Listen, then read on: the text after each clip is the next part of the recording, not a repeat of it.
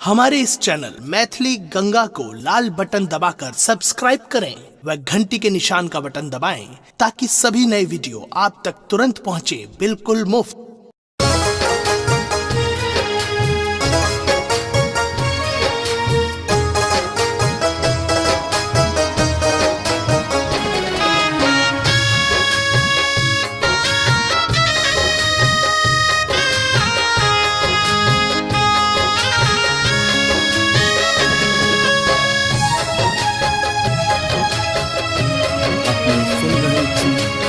गंगा कैसे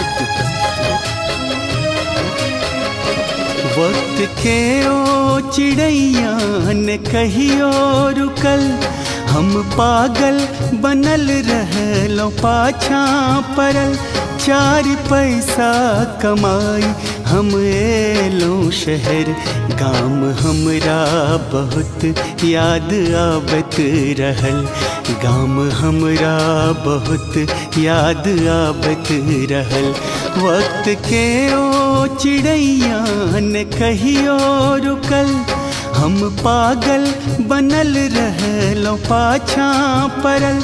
चार पैसा कमाई हम एलो शहर, गाम हमरा बहुत याद आवत रहल। गाम हमरा बहुत याद आवत रहल। वक्त के ओ चिड़ैया ने कहियो रुकल।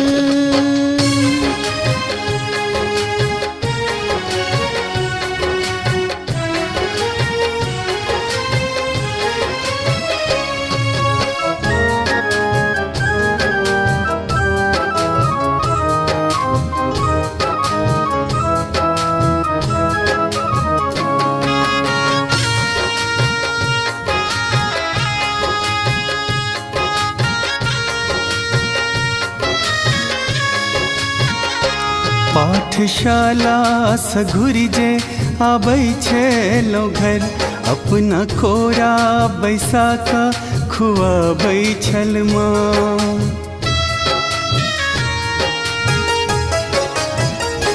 रात अचरा ओढ़ा का लोरी गाबै छल, मीठ थपकी द हमरा सुताबै छल माँ।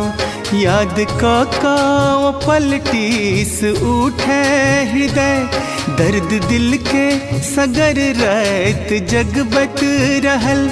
चार पैसा कमाई हम एलो शहर, गाम हमरा बहुत याद आवत रहल।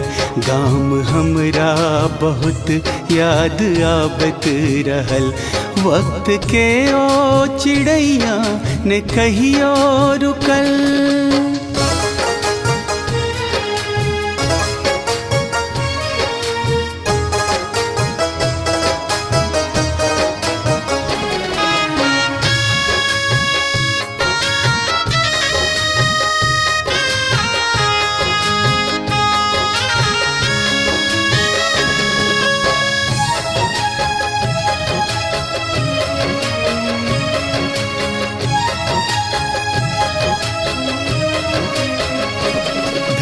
जखने विदा हम अपन गाम सा, सबके नैना में सागर सन उमरल छलनो।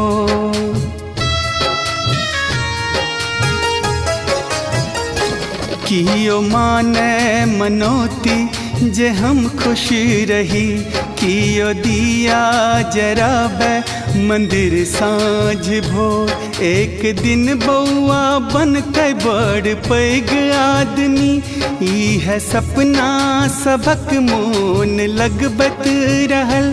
चार पैसा कमाई हम एलो शहर, गाम हमरा बहुत याद आवत रहल। गाम हमरा बहुत याद आवत रहल। वक्त के ओ चिड़ैया ने कहियो रुकल।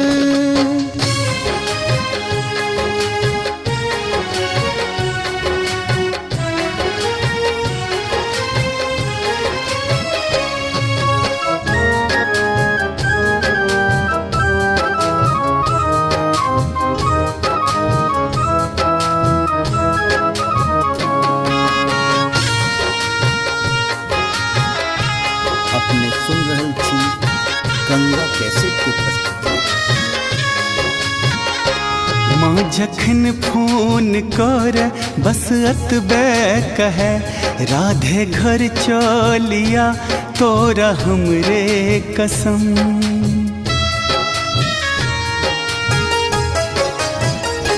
जहिया सा गेल परदेस बेचैन छी, नींद आँखिक उड़ल भूख भ गेल खत्म।